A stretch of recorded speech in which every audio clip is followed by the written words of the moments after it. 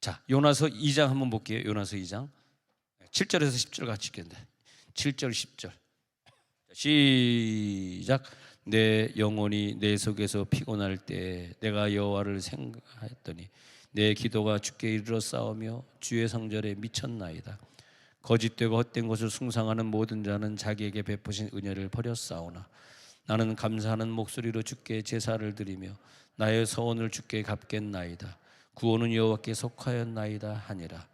여호와께서 그 물고기에게 말씀하시매 요나를 육지에 토하니라. 아멘.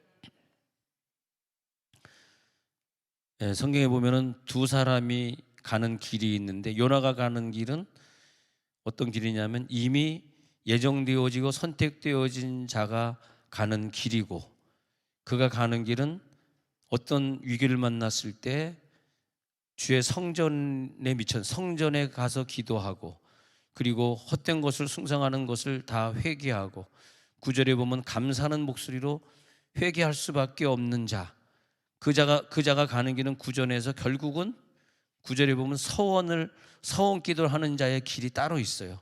근데 불신자의 길, 응답받지 못하는 자, 큰 물고기의 그 마귀 속에서 헤어나오지 못하는 자는 7절에 보니까 주의 성전에 미치는 기도도 없고, 헛된 것을 숭상하고 베푸신 은혜는 잊어버리고, 9절에 감사하는 목소리가 없고 제사 드리지 않고 서원이 없는 사람의 길을 가기 때문에 결국은 큰 물고기에 갇혀서 나중에 인생의 파멸로 갈 수밖에 없는 두 가지의 길이 확실하게 확고하게 달라지게 됩니다. 결국은 10절에서 결국은 이겨가지고 그 큰 물고기가 요나를 육지에 토해내는 데까지 가야만 된다. 이것이 택정되어지고 예정되어지고 하나님의 축복을 받는 자의 길입니다. 결국은 뭐냐? 내년도에 다 응답받을지어다. 기도하는 것 다 응답받을지어다. 그래서 그 두 종류의 사람이 걸어가고 있는 것 같아요. 여러분, 영화 중에서 라이언 일병 구하기 본 적 있습니까? 그게 원래 작전명이 오버로드라고 하는 그런 작전명이 있었는데 역사상 제일 큰 전쟁이었다고 합니다. 얼마나 큰 전쟁이었냐면 군대가 동원되게 288만 명이 동원되었어요. 우리나라 군대를 한 50만 대군 정도로 보면은 525, 우리나라 군대의 5배가 넘는 사람들이 노르망디 해변에 전부 집결을 하게 된 사건입니다. 그래서 288만 명이 모였고요. 13,700대의 전투기가 공중에서 싸웠습니다. 군함들이 모인데 숫자를 보니까 9,000척의 군함이 동원되었던 우리 인류 역사상 최대 상륙작전, 그것이 영화 라이언 일병 구하기인데, 그 노르만디 상륙작전에서 어떻게 이겼냐면 미국의 34대 대통령이었던 아이젠하워가 유럽에 가가지고 유럽 모든 군대들을 자기가 총지휘하면서 싸웠는데, 이 문제는 뭐냐면 이 아이젠하워라는 사람이 어릴 때부터 예수를 믿은 모태신앙이고요, 하나님과의 서원이 있는 사람이에요. 그가 사령관이 될 때도, 그가 대통령이 될 때도 항상 하나님 앞에 내가 훌륭한 사령관이 된다면 하나님, 내가 주의를 성수하겠습니다.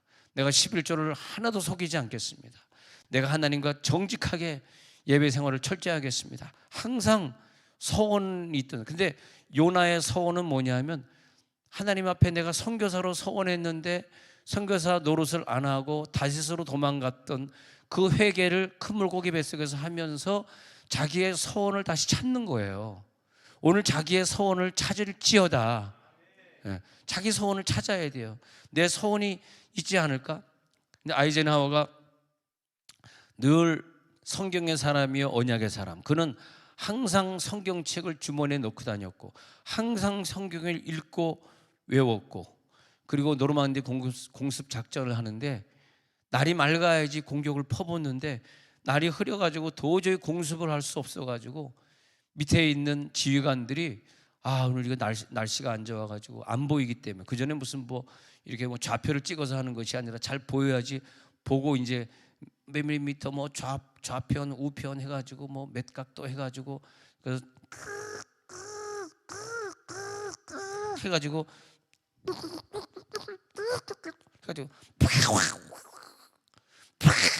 쏘는 거 아닙니까?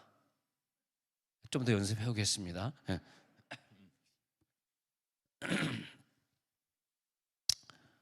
근데 그가 어렸을 때부터 정말 가슴 찡한 역사를 가지고 있는 거예요. 급성 폐혈증은 손가락 다 자르고 발가락, 발목까지 다 자르는 폐로 말미암아 다 자르게 되는 일이 생기게 되는데, 급성 폐혈증으로 의사가 두 다리 두 팔을 잘라야 된다는 진단을 받았는데 아이젠하워가 그걸 놓고 엄청나게 눈물로 기도합니다. 그리고 그때 하나님 앞에 서원을 해요.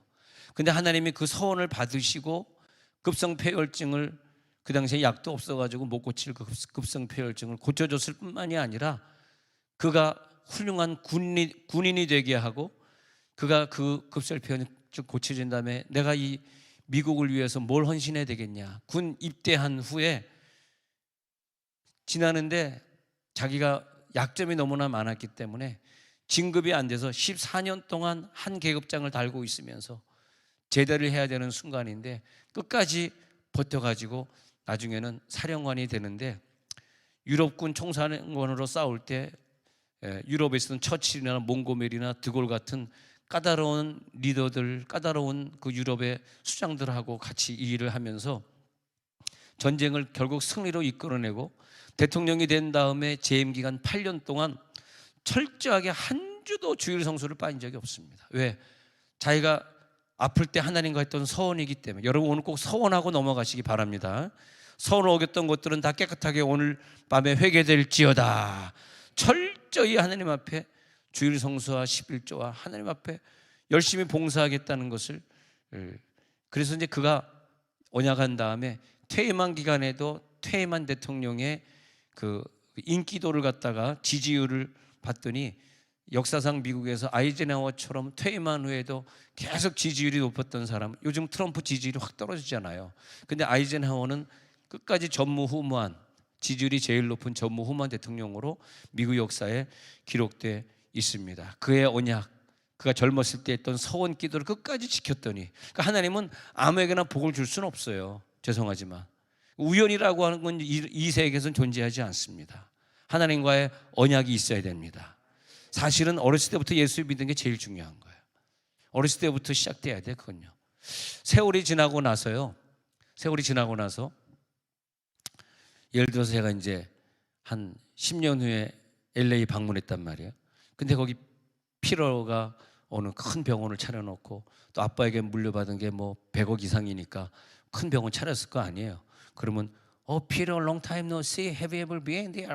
막 영어로 얘기하면서 내가 너 기억하는데, 그러면서 지금부터 10 몇 년 전에 제가 한국에서 사역할 때 그 LA인가 어느 지역 가서 기억은 안 나는데 부흥회를 했어요. 부흥회를 했는데 손영아 집사님이 내가 부흥회한다는 걸 알고 자기 아들, 큰아들 피러를 데리고 이 앞줄에 앉아가지고 부흥회 4일 동안 그렇게 은혜를 많이 받고 막 피러가 울면서 기도하고. 그러니까 얘가 이제 초등학교 때 내가 걔네 집 이렇게 신방 가고 그러면 피러가 하루 종일 게임을 하고 앉아있는. 그래가지고 피러를 학교에다 데려주면 얘가 사라지는 거예요. 학교를 안 다녀, 학교를. 그래가지고 이 손영아 집사님의 마음을 너무너무 아프게 한 거야.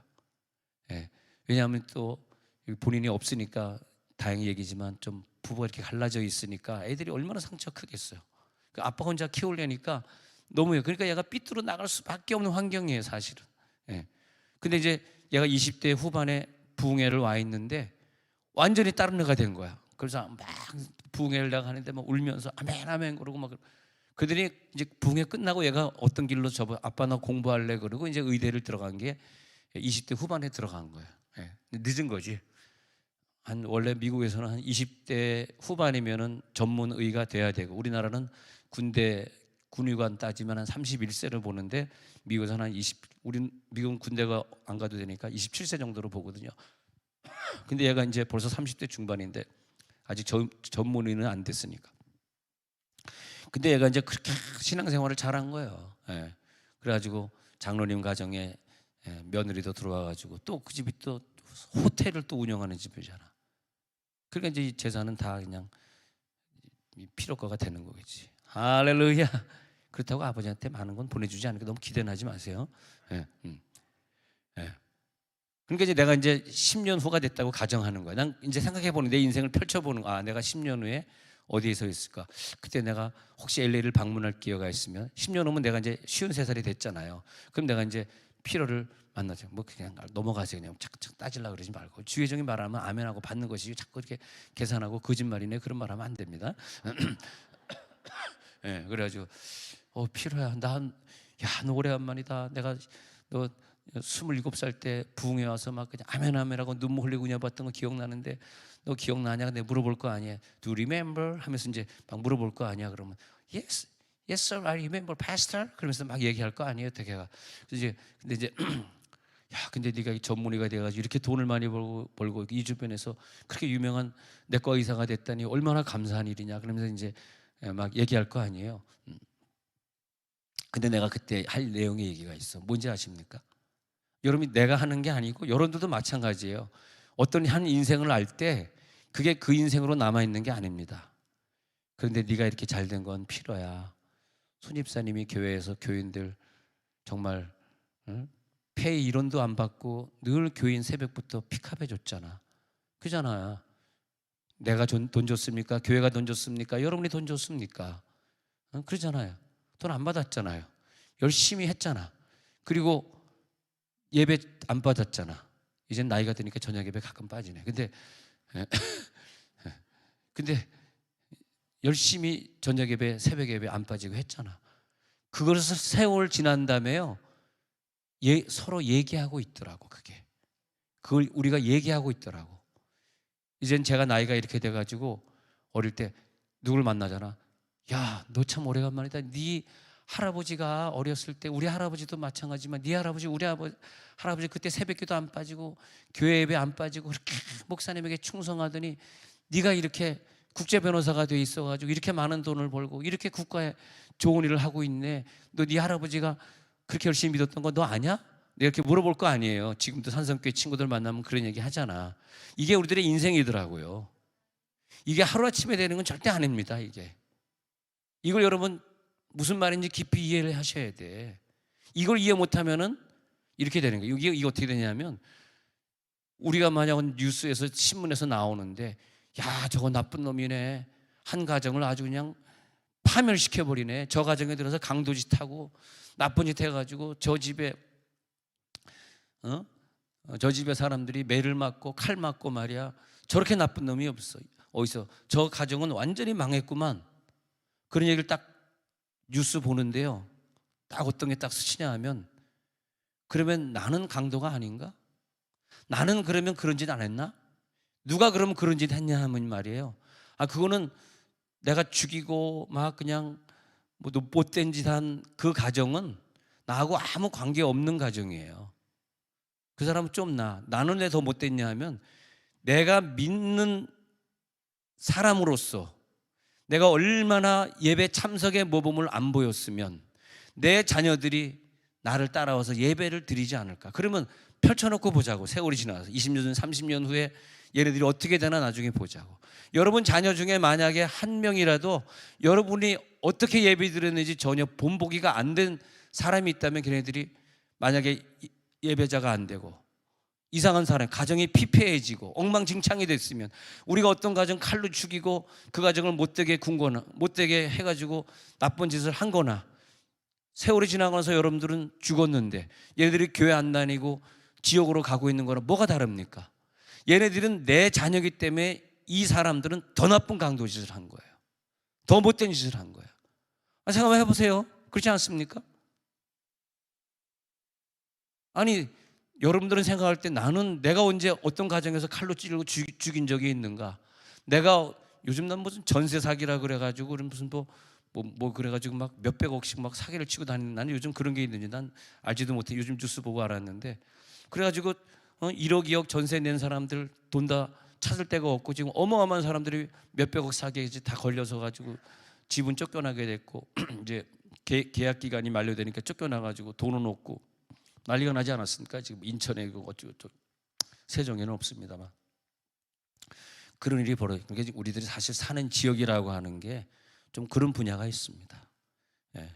그래서 우리가 조금 가난한 지역에 산다 그럴 때는 그런 리스크를 좀 많이 안고 있습니다. 아니 역사적으로 보면 그래요. 오늘을 얘기하는 것이 아니라 과거에도 보면은 화성이라고 하는 지역은 역사적으로 좀 가난하고 외지고 그러니까 관광범들이 이런 데 못 다닙니다. 이렇게 계획된 도시는 못 다녀요. 그냥 화성에서만 관광범이 다니는 거야. 그렇게 되어 있는 거야. 예. 그러니까 빨리 세종으로 다 이사 오시기 바랍니다. 예. 할렐루야, 할렐루야. 예.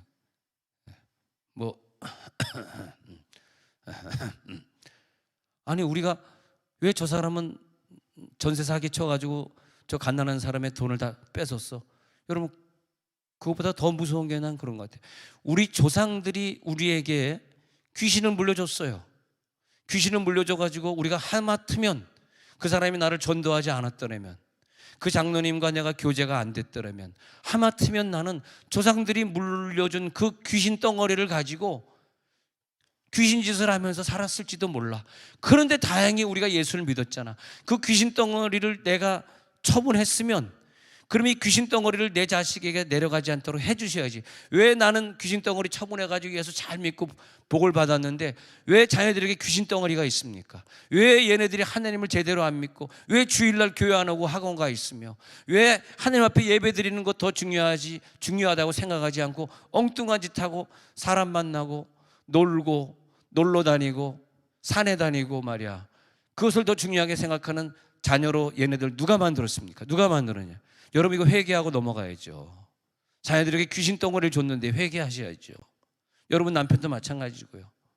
왜 우리에게 남편을 줬을까? 왜 이렇게 좋은 남편을 줬을까? 남편 좋잖아요.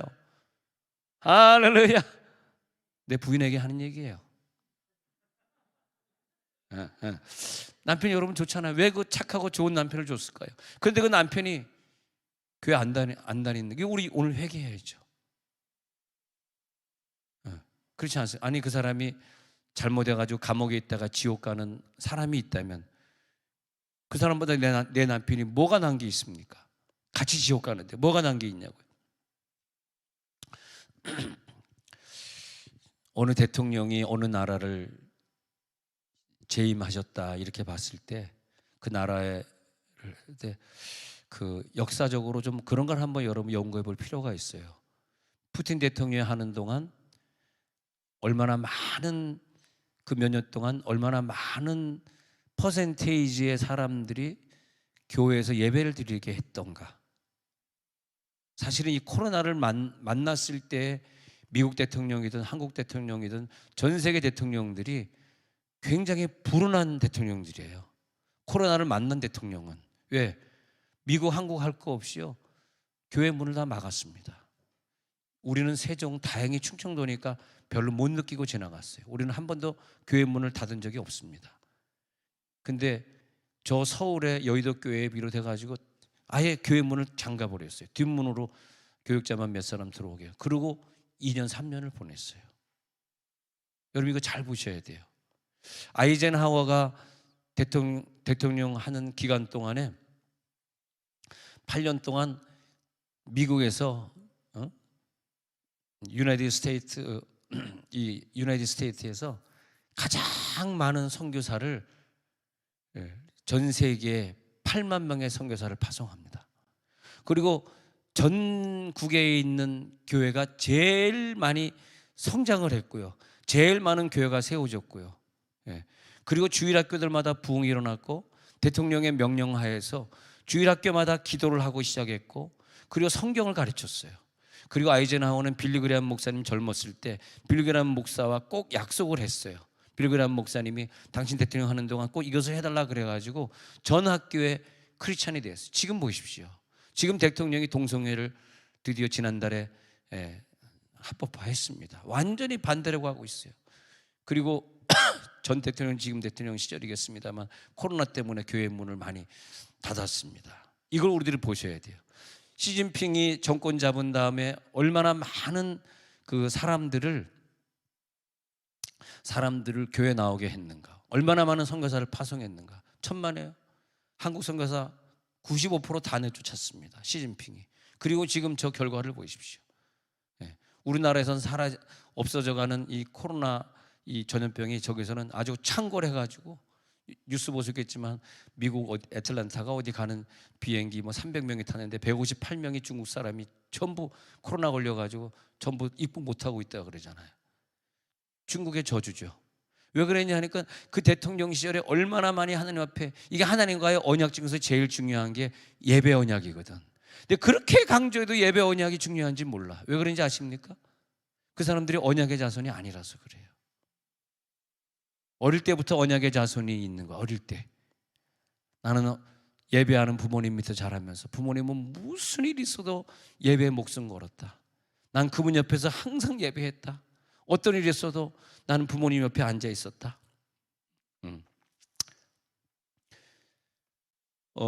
아이젠하워가 소위로 임관했을 때 탱크 부대에 있었는데 애들이 탱크 얼마나 신기하게 생각합니까? 그런 애들을 전도하려고 탱크 불러와가지고 탱크 안에서 거기서 이제 1:1 양육을 하고 아이들을 가르쳤습니다.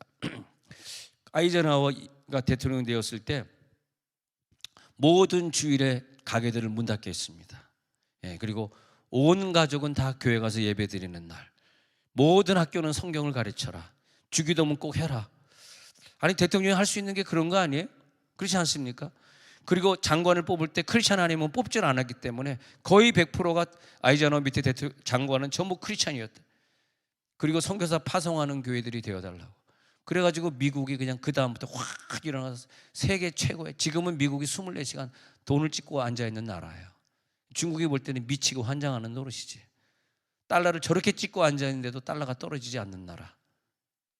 그 따라 해가지고 우리가 한국 돈 찍고 중국 돈 찍으면요, 그러면요 아주 물가가 어마어마하게 올라버리기 때문에 그 나라는 망합니다. 그 나라는 망해. 저 멕시코처럼 저 브라질처럼 베네수엘라처럼 망하는 거예요. 그러니까 돈이 많아지니까 베네수엘에서는 종이값보다 돈값이 더 싸대잖아. 돈을 막 길거리에 버려도 아무도 주워가지 않는 데잖아. 돈을 너무 많이 찍은 거지.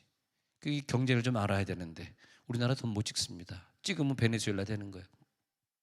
이 미국은 돈을 막 찍어도 중국 사람들이 막 바꿔가는 거야. 중국 돈으로 바꿔가지고 땅 밑에다가 중국 돈을 감추는 게 아니더라고. 달러를 감추고 있는 거예요. 아무리 찍어도 달러가 없어지니까 계속 찍어내니까 미국만 잘 되는 거죠. 근데 여러분, 그 대통령 시절에 어떤 우환이 있었나, 어떤 세월호가 터졌나, 어떤 일이 있었나, 그리고 얼마나 많이 죽었나, 어떤 전쟁이 있었나, 얼마나 많은 선교사가 파송되었나. 여러분, 내년도에도 선교사 파송합시다. 그러면 하나님이 우리 교회를 복 주시는 거예요. 할렐루야. 내년도에는 올해 드렸던 선교원금보다 2배만 해주라. 좀 해주라 그렇게. 그래야지 여러분 내는 거 선교비 2배를 내줘야지 내년도에 더 파송할 거 아니에요. 할렐루야. 당장 1월 둘째 주에 이제 폴조 선교사 또 터키 간다 그러는데 여러분 우리가 또 열심히 으쌰으쌰 해드려야지 가가지고 힘차게 선교할 것 아닙니까? 할렐루야. 아이젠하워 대통령은 자기가 제일 좋아하는 구절이 스가랴 4장 6절이었다고 합니다.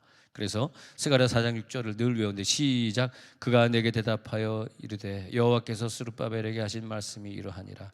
만군의 여호와께서 말씀하시되 이는 힘으로 되지 아니하며 능력으로 되지 아니하고 오직 나의 영으로 되느니라.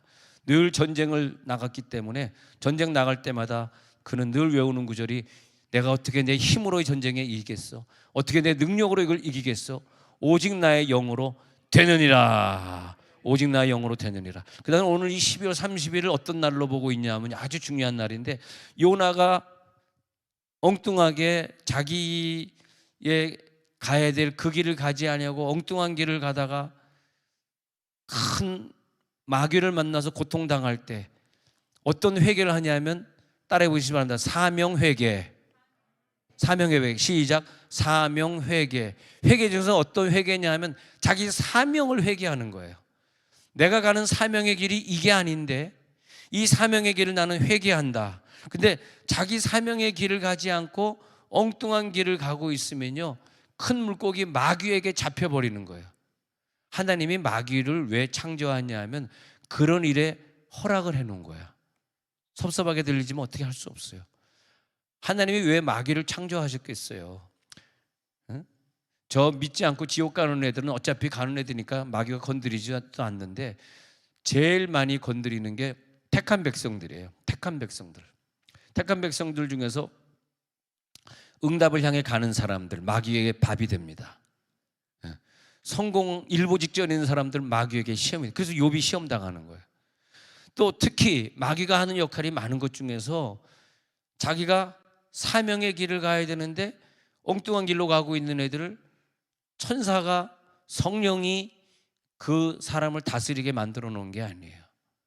엉뚱한 길을 가고 있는 사람들은 마귀를 풀어가지고, 마귀가, 그게 큰 물고기가 마귀지 천사가 아니거든. 이 마귀 물고기가 얘를 덥석 잡아먹게 만들어 놓은 것이 하나님의 작전이죠. 네.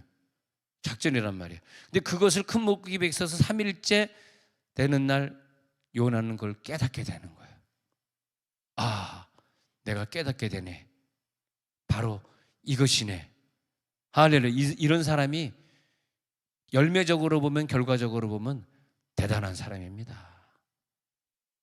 깨닫지 못하는 짐승과 같도다 그러잖아요.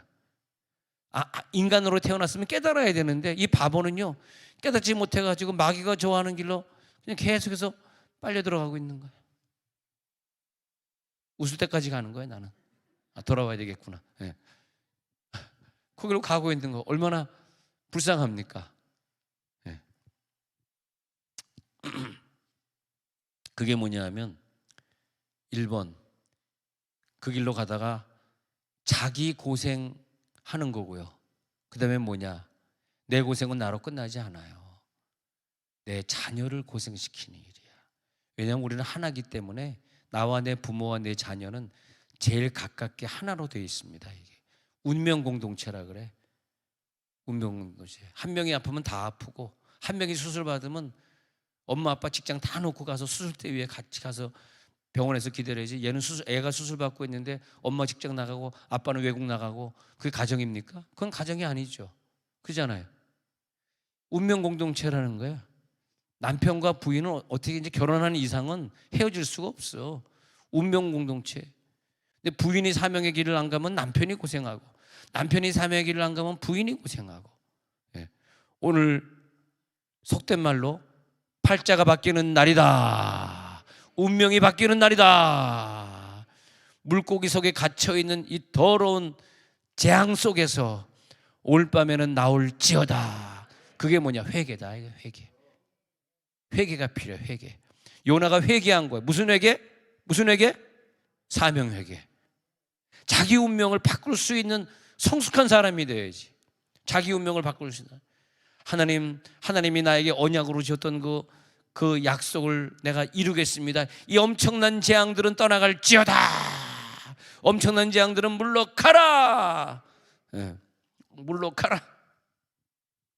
그래, 믿음대로 될지어다. 그 고생을 사서 하는 사람, 자녀를 고생시키는 사람, 부모님까지 나 때문에 힘들게 하는 사람, 네? 그런 거예요.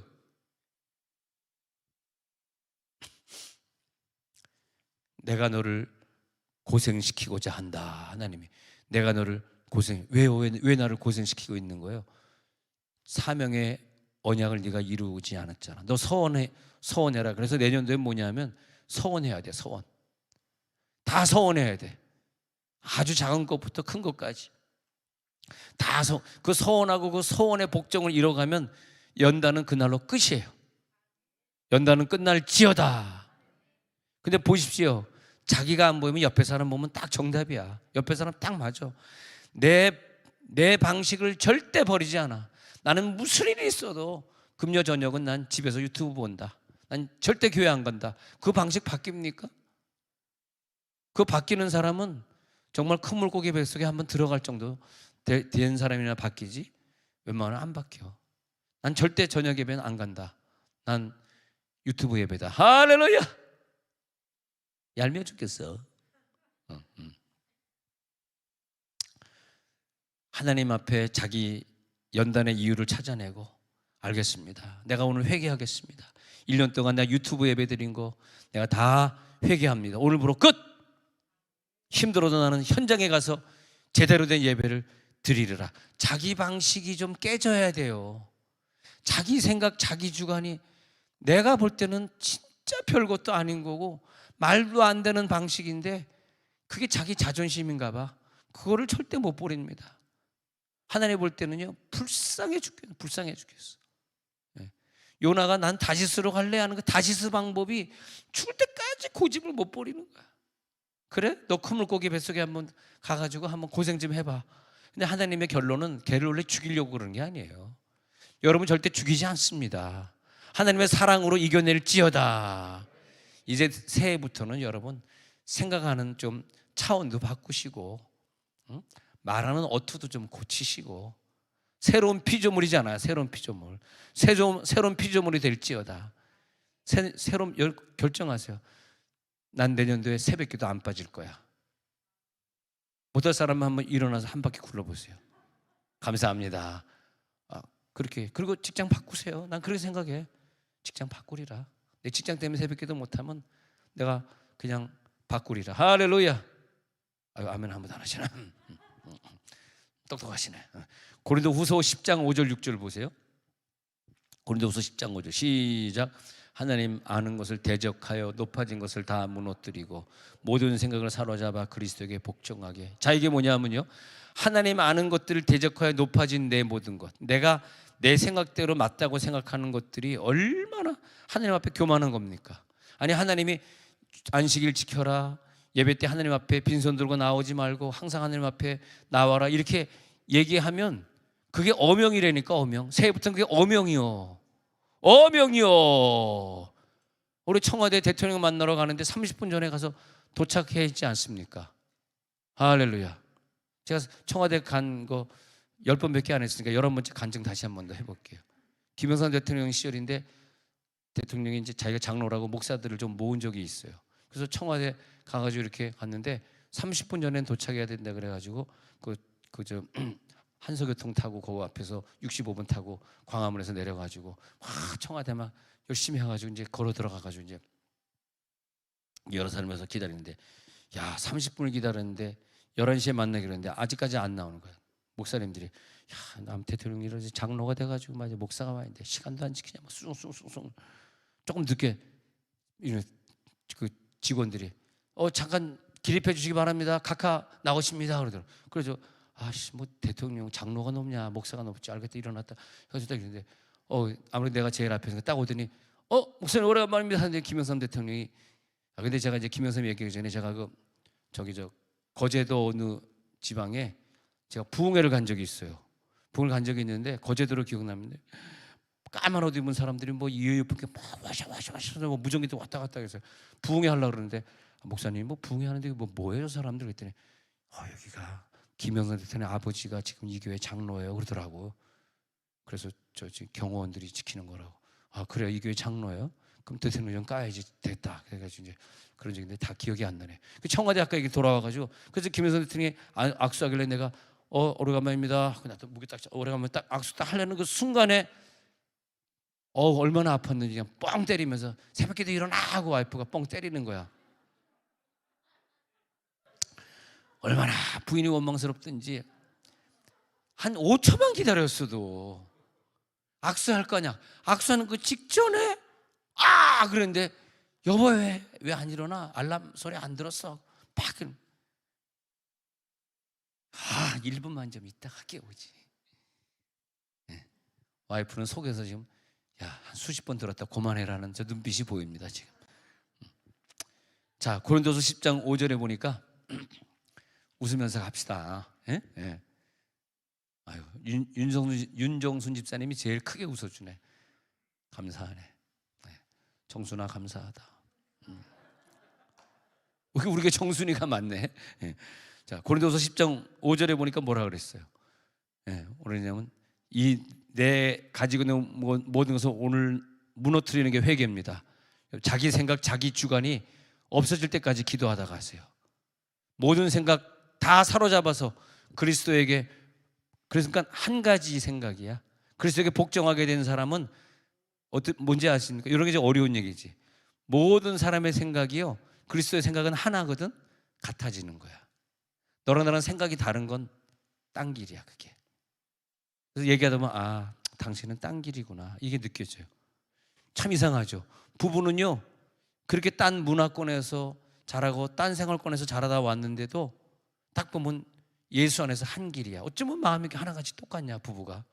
한 길이야. 그런 것처럼 한 생각으로 가는, 한 생각, 한 마음, 한 생각, 한 뜻으로. 왜냐면 우리가 예수 중심으로 가기 때문에. 그래서 우리 교회가 신앙생활하기가 참 좋은 거예요. 오로지 한 마음, 한 뜻으로 예배자가 되고자 애를 쓰고. 여러분들도 그러잖아요. 저 목사님 부부가 성도를 위해 저렇게 늘 희생하고 베푸시는 것처럼 나도 베풀어야지. 그래가지고 우리 목장에 가서 늘 베풀고 사랑하고 그러지 않습니까? 내년도에도 더 많이 베풀지어다. 자, 고린도서 10장 6절 읽겠습니다. 한마음 한뜻 됐잖아요. 시작. 너희의 복종이 온전하게 될 때 모든 복종하지 않는 것을 버리라고 준비하는 중에 있나. 그러면 대조적으로 하나님이 벌을 준대. 누구냐 하니까 한마음 한뜻으로 하나가 되면은 하나님이 복을 주시는데, 거기에 복종하지 않을 때는 버리려고 준비가 된다, 이렇게 돼 있어요. 그 여러분들은 버리려고 준비되는 자가 되지 마시고 복종하시길 바랍니다. 여러분, 복종 순종은요, 복종 순종은 하나님의 언약을 성취시켜가는 길입니다. 복종하지 못한 것들이 오늘 회개될지어다. 그럼 복종하지 못한 자, 복종한 자 시험해 봐야 돼. 고린도 후서 13장 5절 펼쳐봐요. 복종하지 못한 자, 복종한 자. 시작. 너희는 믿음 안에 있는가 너희 자신을 시험하고 너희 자신을 확증하라. 예수 그리스도께서 너희 안에 계신 줄 너희가 스스로 알지 못하느냐? 그렇지 않으면 너희는 버림받은 자니라. 우리 속에 예수가 계신 것이 믿어질지어다. 그 믿음 안에 있는가 우리 자신을 시험합니다. 우리 자신을 확증합니다. 그 사람은 조상이 나에게 물려줬던 그 귀신 덩어리를 물려주지 않아요. 근데 요한복음 8장 44절, 저녁 시간 8시 44분이 되면 이 구절을 꼭 외게 되는데, 이건 뭐냐 하면요, 어떤 사람이 태어났는데 조상이 물려진 마귀 덩어리 가운데서 태어나가지고 자기도 똑같이 마귀처럼 말하고 마귀처럼 행동하는 거예요. 왜? 아비 마귀에게서 났으니 너희 아비의 욕심대로 너희도 행하고자 하는 거예요. 근데 너희 아버지가 너희에게 물려준 건 처음부터 살인한 거야. 진리가 그 속에. 특히 여러분 중에서 정말 매일 저녁 예배 참석하고 매일 새벽 예배 참석하던 그런 부모님이나 시부모님이나 장인네나 그런 가정이 아닌 사람들은 이거 잘 들으셔야 돼. 진짜 중요합니다, 이거. 여러분, 이거 무지무지 중요해. 그렇지 않은 사람은 여러분 자기 때 완전히 자기 자식의 때를, 왜냐하면 운명이 바뀌어야 되거든. 여러분 운명은, 그런 사람은 어떻게 태어난 운명이냐 하면, 우리 부모님은 뭐 저녁 예배를 참석해 봤나, 아니 주일날 교회를 나와봤나, 이런 운명들이 있잖아요. 그게 뭐냐면 너희가 아비의 마귀에게서 났으니, 이 얘기를 예수님이 하고 있는 거예요. 그 너희들이 또 불순종하고 있잖아. 근데 니네 자녀들이 저런 건 왜 그러니? 아비 마귀에서 났으니 네가 아비 마귀야, 이런 얘기가 되는 거란 말이에요. 오늘 여러분 이걸 이기고 큰 물고기 뱃속에서 나오시기 바랍니다. 예, 이해가 되시죠? 내 자녀가 성경을 읽고 있는데 요한복음 8장 44절 읽는 거예요. 근데 내 자녀가 20년 후에 읽고 있다가, 내가 아비 마귀에게서 났나? 내가 왜 이렇게 교회를 안 가고 있지? 내가 왜 금요일 저녁인데 교회 안 가고 집에서 놀고 있지? 왜 식구들이랑 놀러 다니고 있지? 왜 내가 산에 등산하고 있지? 근데 너희가 행하고자 한 너희 아비의 욕심대로 난 자는 그 행함을 보니까, 살인한 자, 진리가 그 속에 없는 자, 진리에 서지 못하고 거짓을 말할 때마다 제 것으로 말하는 자. 결국 그 아버지가 거짓말쟁이였고 거짓의 아비가 마귀였잖아. 그러니까 너희 아버지가 거짓의 아비네. 결국 그 아버지의 아비는 뭐냐? 마귀네. 그 마귀가 그 아버지를 낳았으니 그 자식이 뭐가 되겠어? 이걸 깨달으니까 애가 이제 안 되겠다. 나는 우리 아버지 마귀가 아니다. 우리 아버지는 비록 예수 안 믿다 죽었지만, 믿음이 없었지만 나는 그 믿음을 내 후손에게 들려주지 않겠어 해가지고 회개하고 자손들이 예수를 믿어야 되는 거죠. 그랬을 때에 뭐냐? 여러분 때는 아니면은 자식 때라도 운명이 바뀔지어다. 근데 좀 죄송한 얘기지만 여러분 자녀가 이미 30대가 되었는데 교회 안 다니는 아이들이 있을 거예요. 왜냐하면 여러분들이 걔네들 어렸을 때 교육을 못 시켜서 그런 겁니다. 늦었어요. 그러면 늦었기 때문에 어쩔 수 없는 그런 경우들이 있을 수 있습니다. 그러나 오늘 여러분 마지막으로 생각하고 여러분 가족의 운명 공동체의 운명을 팔자를 고쳐버리시기 바랍니다. 이 팔자들이 고쳐질지어다. 이 팔자라고 하는 게 그런 걸 말하는 거예요. 팔자는 기독교 용어는 아니지만은 팔자라고 하는 게 내 의지에 관계없이 내 자식에게 그렇게 흘러들어가고 있는 운명인데, 팔자라고 얘기할 때는 운명은 절대 나 혼자의 것이 아니에요. 착각하시면 안 돼. 운명은 2, 3대가 이어져 가는 걸 운명이라 그러는 거예요. 이해가 되시겠어요? 그래서 여러분 자식의 운명이 잘 돼야 되는 거예요. 그것이 저와 여러분들이 이 땅에 태어난 목표입니다. 하나님이 이 시대에 우리를 여기 살다 가게 하시고 이 시대에 이 민족을 섬기게 하셨잖아요. 할렐루야. 여러분 이것보다 더 중요한 게 있다고 생각되는 그 순간에 인생은 망치는 거야. 이것보다 더 중요한 건 없어. 내 자식을 좀 바라보세요.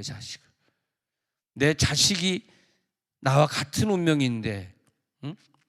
나뿐만 아니라 자손들이 살아나야지. 자손들이 예배자가 돼야지. 그걸 기준으로 자손의 앞길을 열어줘야죠. 그걸 기준으로 자손의 앞길을 열어줘야죠. 그렇지 않습니까? 왜 그런 결정을 해야 됩니까? 자손이 영적인 운명을 살아가는 그 팔자를 살아가야 되기 때문에. 복은 뭐냐? 나도 살고 자손도 살고. 믿으면 아멘 하시기 바랍니다. 그게 믿어지는 게 믿음이에요. 반쪽 믿음 뭐냐? 나 살았으면 되지. 내 자식은 내가 할 게 뭐야? 자기들 알아서 갈지. 말을 해도 뭐 안 돼. 목사님 우리 애들은요 그렇게 잔소리해도 말 안 들어요. 그냥 포기했어요. 그건 좋은 거 아니에요. 복은 뭐냐? 나와 내 자손이 같이 사는 거다. 할렐루야. 내년도에 같이 예배 드리는 거다. 자식이 뭡니까? 자식이 하나님의 선물이요. 자식을 바라볼 때 그게 하나님의 선물이에요. 아이고 우리 엄마 우리 할아버지 봤는데 어렸을 때 그냥 내가 보니까 농사 지면서 고생, 아이고, 그리고 그냥 할머니는 농사 짓고 들어와가지고 담배 뻐끔뻐끔 피면서 막걸리 마시면서 교회 가자 그러면 야야야 평생 불교인데 무슨 너나 갔다 와라. 뭐 그런 데 가서 앉아있냐, 돈도 없다. 할머니가 그러더니 또 엄마도 보니까 할머니가 하도 핍박해서 시어머니 핍박해가지고 난 절대 교회 못 간다. 할머니 죽으면 가볼까? 또 그러는 가정이었단 말이에요. 그러니까 우리가 나와서 그 아이들이 얘기할 때 아유 윗대가 그냥 하나님 안 믿고 이제 농사지면서 그냥 또 홍수가 나니까 또 다 그냥 올해는 수입도 없고 이런 참 가난하게 살면서 뭘 하나님 믿겠어? 그리고 그냥 자기의 운명을 그냥 비관으로 받아들이면서 살았어. 그게 그 사람의 팔자더라 이거야. 그게 그 사람의 팔자야. 하나님이 팔자가 오늘 고쳐지게 해 주옵소서. 그런 얘기를 하지 말라 이거야. 뭐 할머니가 어떻고 뭐 엄마가 뭐 어떻고 뭐 그렇게 아버지가 술 마시더니 뭐 어떻고 맨날 나한테 막걸리 타오라 그러더니 옛날 얘기하는 것 같습니다만 뭐 어쩌고 아니야. 이제는 로마서 11장 7절에 가서 보니까요, 하나님이 오직 택하심을 입은 자를 하나님이 복 주시고 그리고 아닌 자들은 우둔하게 만들어지고, 우둔하게 만들어지고. 할렐루야. 오직 택하심을 입은 자. 아까 율민이가 엄마랑 같이 들어오더니 목사님 진짜 하늘나라 너무너무 굉장합니다. 그러면서 나한테 이렇게 글 권선으로 하고 영어로 쓴 거 준 거예요. 그러면서 내 얼굴 이렇게 그려놓고 분명히 목사님을 천국에서 봤어요 그러는데, 감사한 거, 내가 천국에 이름이 있으면 여러분들은 100% 있는 거다. 할렐루야. 할렐루야. 근데 와이프의 이름이 없으면 아무도 없는 거다. 그러니까 얼마나 감사합니까? 근데 나는 그런 얘기를 들을 때마다 내가 누구냐. 여러분, 저는요 4대째 믿는 집안에서 태어나서 우리 엄마는 나를 임신했을 때도 새벽 기도한 사람이고, 주일 성수 한번 빠지면 난 정말 공부는 우리 형제들이 다 알아서 했지 뭐 공부하라는 소리는 한 번도 들어보지 못했어요. 옛날에 그랬죠. 옛날은 다 공부 아니면 성공할 길이 없었잖아요. 우리가 뭘 가지고 성공합니까? 이북에서 내려와 가지고 뭐 백이 있습니까? 뭐가 있습니까? 그러니까 이북에서 내려온 사람들이 전부 공부만 한 거야. 전부 의사 되고 판사 된 애들이 다 이북에서 내려온 사람들이 공부만 들이다 와서 했으니까. 예? 근데 말 우리가 뭘 성공했겠어요? 그잖아요. 근데 공부하라는 소리는 안 했지만 예배를 빠지지 않게 한 거, 그게 너무 감사하더라고. 내가 그런 부모 안 만났으면 오늘 율민이가 들어오더래. 목사님 저 천국 갔다 왔어요. 그래서 아유 어때요? 그러더래. 근데요 왜? 목사님 이름이 스탑! 그랬을 거 아니야. 천국이 없어요. 그럼 우리 교인에게 비밀이다. 우리 교인에게 비밀. 그랬을 거 아닙니까? 근데 우리 유성민 권사님도 너무 기뻐가지고 목사님 이름이 있는데 그 이름이 일반 글자가 아니라 뭐 금색깔로 되게 화려하게 쓰여 있다는 거야. 할렐루야, 할렐루야. 아이고 떨어져 죽을 뻔했다. 할렐루야. 옆에서 인사 한번 나누자. 천국에 이름이 있는 줄 믿습니다. 시작. 천국에 이름이 있는 줄 믿습니다. 11장 7절 지금 읽은 구절에 보니까요, 그 축복은 아무나 얻는 건 아니다. 택하심을 입은 자만 이름이 있는 걸 믿으시기 바랍니다. 할나라 이름이 있는 자들만 아멘을 보시기 바랍니다. 예. 기도 끝나고 율민이 뒤에 있으니까 자기 이름이 있는지 갔다 가면서 확인하고, 예. 이름 없는 자들은 꼭 한 10,000원이라도 주면서 요거 10,000원 와이로 먹일 테니까 내 이름 없다고 얘기하지만 나 앞으로 열심히 할게. 근데 자기 이름 없는 자들은 새벽 기도부터 시작합시다. 예. 아멘. 오직 택하심을 입은 자만 하나님이 기도 응답해 주는 거예요. 그리고 택하심 없는 자들은 하나님이 일부러 응답 못 받도록 우둔하게 만들어 버리는 거예요. 누구만 응답 준다? 어떤 자? 택하심을 입은 자들만. 예. 요한 15장 19절 시작. 너희가 세상에 속하였으면 세상이 자기의 것을 사랑할 것이나 너희는 세상에 속한 자가 아니요 도리어 내가 너희를 세상에서 택하였기 때문에 세상이 너희를 미워하네. 이 부분 좀 더 하고 마칠게요. 이게 뭐냐면요, 하나님한테 선택함을 받은 자들은 하나님이 허락하신 마귀를 통해서 마귀가 우리를 집중적으로 공격하고 집중적으로 미워하게 하나님이 그렇게 짜놨어요. 미안하지만 그렇게 되어 있는 거야. 믿지 않는 사람들은 가만 놔둬도 자기가 지옥 가기 때문에 걔네들은 그냥 그 마귀의 영향권 바깥에 있는 애들이에요. 그냥 가만 놔둬요. 근데 마귀는 여기서 무슨 일을 하느냐 하면은 희한하게 택하심을 입은 자들에게 원수가 생기고 어려움이 닥쳐오고 택하심을 입은 자들의 자녀에게 문제가 생겨서 평생 눈물로 기도하고 별의별 일들이 자꾸 나는 거예요. 그러니까 요한 15장 19절에서 너희가 세상에 속하였으면 세상이 너를 사랑해가지고 별일이 없을 거야. 그러나 너는 택하심을 입었기 때문에 세상이 마귀예요.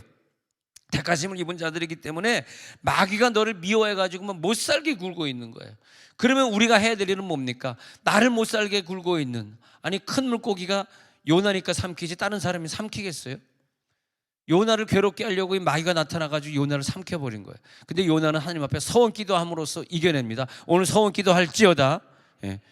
기도 응답을 받으려면은 이걸 알아야 돼. 원수를 처리할 수 있는 방법을 알아야 돼요. 예. 원수는 내가 택한 자기 때문에 나에게 다가오는구나. 나에게 이 질병을 준 거, 내 가정에 이 질병과 고통을 준 거는 내가 택한 자란 뜻이구나. 알겠어. 할렐루야, 할렐루야. 예. 조상이 허물이 많아. 그 허물이 이제 여러분 우리가 내가 왜 이게 40살밖에 안 돼 당뇨가 생겼지? 왜 당이 높지? 그러면 이제 조상을 확인해 보면 분명히 조상이 당뇨가 있기 때문에 40살부터 어린 사람 아닙니까? 40살짜리가 당뇨가 생긴 거야. 그러면 조상 미워하면서 내가 당뇨를 미워해, 조상 미워해. 근데 그 병원에 안 가고 당뇨약 안 먹으면 죽잖아요. 아무리 그것이 조상에게서 내려왔다 할지라도 내가 당뇨 이 병을 사랑하면서 열심히 인슐린을 맞고 열심히 당뇨약을 먹으면서 고치려고 할 것 아닙니까? 아무리 조상이 예수를 안 믿어가지고 귀신 덩어리를 나에게 줬다 할지라도 조상만 미워할 문제가 아니라 내가 이걸 끼워안고 눈물로 기도하고 다시는 이 당뇨가 내 자식에게 내려가지 않도록 더 건강을 유지하고 집안의 식탁을 좀 개선하고 쌀밥 안 먹고 보리밥 먹고 좀 이렇게 단 거 좀 절제하고 이러고 살 것 아닙니까? 내 자식에게 또 자식이 얘가 아직 10살이지만 얘가 또 40살 돼가지고 당뇨가 일찍 나타날 가능성이 다분히 있지 않습니까? 이걸 알고 사는 사람이 현명한 사람이지. 뭐 조상들이 무슨 질병 줬는데 뭐 내가 뭐 니네들한테 내려가든 말든 난 뭐 마음대로 먹는다, 뭐 마음대로 산다, 운동도 안 한다. 그 현명한 건 아니잖아요. 그렇잖아요. 예. 그러니까 조상이 귀신 덩어리 줬으면 내가 이걸 자식에게 내려가든 말든 아무렇게나 놔둬도 귀신처럼 산다. 그건 아니지 않냐 이거야. 어? 그렇지 않잖아요. 최소한 내 자식들은 자기네들 할아버지보단 잘 믿어야지. 얘네들이 할아버지 할머니 보면서 할아버지 할머니도 교회 안 나였는데 내가 왜 교회 다녀? 그러면 되겠냐 이거야. 얼마나 이게 통탄한 일이냐 이거야. 아니면 할아버지 할머니 당뇨니까 내가 당뇨지. 얘가 30살 때 당뇨가 나타나시 얼마나 할아버지 할머니 미워하겠어요. 병의 90%는 유전입니다. 얼마나 미워하겠냐고. 그렇기 때문에 우리는 이제 조상죄가 내려왔다. 조상의 저주가 내려왔다. 그게 당뇨냐? 그것이 어떤 습관이냐? 예수 안 믿고 막 조상 제사하고 막 불교 믿고 그런 것들이냐? 그걸 안 고치고 놔둘 거야. 당뇨 안 고치듯이 그걸 안 고칠 거냐? 안 고치고 당뇨 주듯이 그대로 또 줄 거냐? 생각해 보라는 거죠. 여러분, 우리가 오늘 이 시대에 기도응답 못 받고 마지막 날을 보내는 것이 문제가 아니라 운명이 되기 때문에 문제가 되는 거예요. 난 이게 더 가슴이 아픈 것 같아. 내 기도 생활이 잘 안 되고 내가 좀 부족한 걸 그걸로 끝나면 되는데 문제는 내가 자식을 놔버렸잖아. 자식을 낳지를 말든지. 예. 그들이 여러분을 볼 때 택하신 자인 줄 믿으시기 바랍니다. 저는 정말 그걸 봤어요. 저희 조상들을 보면서 확실히 저분들은 택하신 자구나. 저들이 예배 생활하는 걸 보면서 예배 생활에 목숨을 걸고 목사님이 뭘 의견을 내놓든지 100% 충성하고 순종하는 것을 보면서 여러분, 우리 아버지도 배울 만큼 배운 사람이에요. 우리 할아버지도 일제시대 때 일본 가서 공부한 사람이에요. 굉장히 학식 있는 사람이에요. 무식하고 공부 못해서 목사에게 순종하고 그런 거 절대 아닙니다. 우리 아버지는 연변에서 중국에 가 공부했지, 일본에 가 공부했지, 일본말 중국어 펄펙하게 하시, 한국에서 공부했지. 근데 왜 그랬을까요? 택한 백성이고 하나님의 축복을 이어가는 자기 때문에 그래서 순종한 거예요. 못나서 순종한 게 아니에요. 시편 4편 3절에 보니까 읽어보면 시편 4편 시작. 여호와께서 자기를 위하여 경건한 자를 택하신 줄 너희가 알지어다. 내가 그를 부를 때 여호와께서 들으시리로다. 경건한 자를 먼저 선택하시고요, 그가 기도할 때는 하나님 다 들어주셔요. 이게 중요한 게 뭐냐면 내가 기도할 때 하나님이 안 들으시잖아요. 깊이 생각해 봐야 돼. 내가 기도할 때마다 하나님이 응답해 주시는 그 영역, 그 수준으로 오늘 올라갈지어다. 나 택한 백성 맞네. 하나님이 내 기도를 오늘 듣고 계시네. 귀신이 나를 욕하고 나를 쫓아다니고 집중적으로 공격하는 거 맞네. 큰 물고기가 나를 삼켜버린 거 맞네. 그럼 어떻게? 나는 이제 영적으로 싸워 이길 거야. 할렐루야. 여러분, 우리는 하나님의 자녀들입니다. 믿음절 한번 읽어볼게요. 이사야 49장 14절 15절 한번 믿음대로 될지어다. 시작. 오직 시온이 이르기를 여호와께서 나를 버리시며 주께서 나를 잊으셨다 하였거니와 여인이 어찌 그 젖먹는 자식을 잊겠으며 자기 태어난 아들을 긍휼히 여기지 않겠느냐. 그들은 혹시 잊을지라도 나는 너를 잊지 아니할 것이라. 여러분, 오늘 하나님이 절대 우리를 잊지 아니할 겁니다. 믿음으로 갈지어다. 믿음으로 우리는 승리할지어다. 절대 너를 잊지 않을 거야. 이 말이 뭐냐면요, 너는 택한 백성이야. 너는 예정돼 있어. 너의 자녀도 예정돼 있거든. 할렐루야. 이게 먼저 믿음으로 다가와야지 오늘 큰 물고기를 밀쳐낼 수 있는 힘이 생기는 거예요. 이 믿음이 들어갈지어다. 택한 받은 자들이여 기도 응답 받습니다. 택한 받은 자들이여 서원 기도하게 되어 있습니다. 오늘 요나가 서원 기도해서 이긴 것처럼 서원 기도하면 귀신이 떠나가는 거더라고. 내가 다시 니느웨 가서 선교사 일을 하겠습니다. 내가 서원을 갚겠습니다 했더니 큰 물고기가 내쳐버립니다. 할렐루야. 이제 오늘 그 기도 속에 들어가려고 합니다. 영적 권세가 나타날지어다. 여러분, 사무엘상 1장 2장에서 한나가 아이가 생기지 않을 때 뭐 했어요? 서원 기도해버렸어요. 분인나는 택한 백성 아니에요. 그러나 한나는 택한 백성이에요. 예정된 자입니다. 그런 자는 기필코 응답 받아내게 돼 있고 받기까지 가는 길에 꼭 서원을 하게 돼 있어. 서원은 아무나 하는 게 아니에요. 난 여러분들 믿음이 좋으신 분들이니까 1,000번째 서원도 시작하시기 바라고, 1,000번째 서원하자는 게 돈 얘기를 하는 게 절대 아니고요. 여러분 생에 태어나서 내 자녀를 위해서 1,000번 기도해 봤냐고. 1,000번. 내 부모를 위해서 1,000번 예배해 봤냐고. 응? 돈으로 연관시키지 마시고 치사하게. 예? 내가 한 1,000번 예배해 봤어. 내가 내 아이를 위해서 1,000번, 전 정말 아들을 위해서 1,000번 예배해 봤고요, 딸을 위해서 1,000번 기도해 봤습니다. 이 성전 지을 때 1,000번 아침 새벽과 저녁 9시에 모여서 기도해 봤고요, 3,000번 해봤는데 3,000번 하고 나니까 조금 안심이 되더라고. 아이고, 이제 좀 택한 백성 같네. 아이고. 근데 여러분, 영어로 이름이 기록될 수 있어요. 내 이름이 영어로 기록되어 있다니까. 빨리 영어 스펠링 다 적어내시기 바랍니다. 영어 스펠링 좀 잘 적어냈어야 돼. 자, 이제 기도에 들어가야 되는데 시편 4편 3절에 있는 것처럼 여호와께서 자기를 위하여 경건한 자를 택하신 줄 너희가 알지어다. 오늘 여러분들이 부르시면 응답해 줄 줄로 믿습니다. 내가 그를 부를 때 여호와께서 들으시리로다. 택한 백성은 이 길을 가는 것이고, 택하지 않은 백성은 아무리 불러도 하나님이 대답을 일체 안 하시는 것이고, 오늘 밤에 운명이 바뀌게 하옵소서. 이 모든 저주가 오늘 밤에는 다 복으로 바뀔지어다. 조상의 죄를 철저히 자백하겠습니다. 조상이 예배하지 못했던 것, 조상이 금요 예배 참석하지 못했던 것, 오늘 철저히 허물과 죄를 다 자백합니다. 내가 지은 죄도 자백합니다. 내 자녀가 지은 죄도 자백합니다. 절대 내 자녀들이 사탄 마귀의 종이 되지 않게 하옵소서. 이 죄는 오늘 밤에 자백될지어다. 회개될지어다. 더러운 귀신들은 떠나가라.